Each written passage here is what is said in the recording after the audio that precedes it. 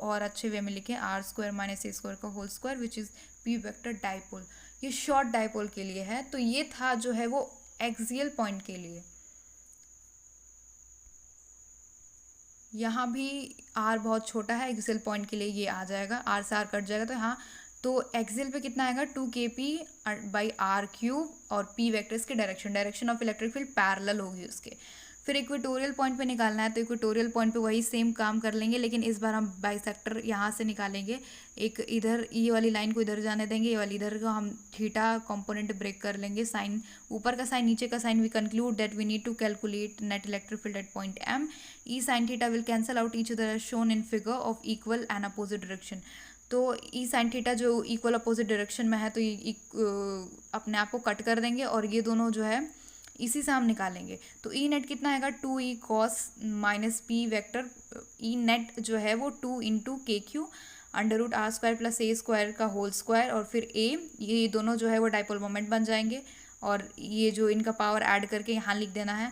और इसी तरीके से यहाँ पे भी वैसे ही करके, और ए स्क्वायर जो है वो कटेगा, उसको काट के इसका डाइपोल मोमेंट जो है वो आएगा ई इक्वेटोरियल का, ये शॉर्ट डाइपोल के लिए के पी बाई आर क्यू और माइनस पी वेक्टर। इसके डायरेक्शन जो है वो वहाँ पे डायरेक्शन जो था वो पैरेलल था, यहाँ पे डायरेक्शन जो इलेक्ट्रिक फील्ड का वो अपोजिट होगा डाइपोल मोमेंट के।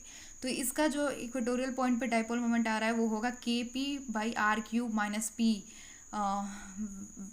P cap.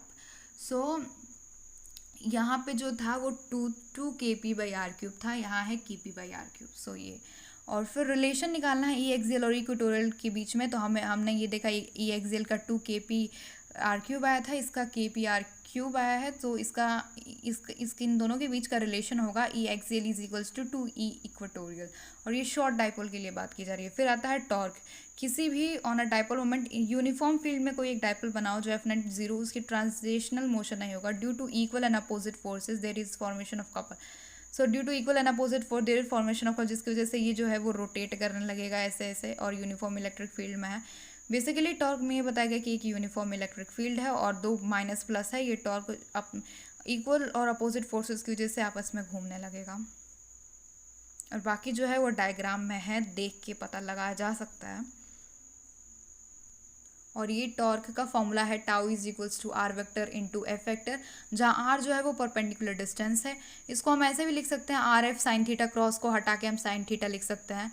या फिर आर जो है हमने कई बार डिस्टेंस को 2a लिया है, 2a, और एफ को QE लिया है, हम इसको 2a QE साइन थीटा लिख सकते हैं, या PE साइन थीटा लिख सकते हैं। साइन थीटा को हटाने के लिए P vector cross E vector भी लिख सकते हैं। और पॉइंट टू भी लर्न कि अगर थीटा 0 होगा तो टाउ 0 होगा, और वो एक स्टेबल इक्विलिब्रियम होगा। और 90 हुआ तो मैक्सिमम होगा, 180 हुआ 0, अनस्टेबल इक्विलिब्रियम। और ये तो बहुत छोटी सी बच्चों वाली बात है कि क्रॉस को हम साइन थीटा बोलते हैं और पॉइंट को कॉस थीटा। और फिर इसमें हमें ये बात रखना है कि एफ नेट जो है वो 0 नहीं होगा, ट्रांसलेशनल मोशन रोटेशनल मोशन होगा। पैरेलल केस में थीटा अगर 0 डिग्री होगा तो कोई टॉर्क नहीं होगा।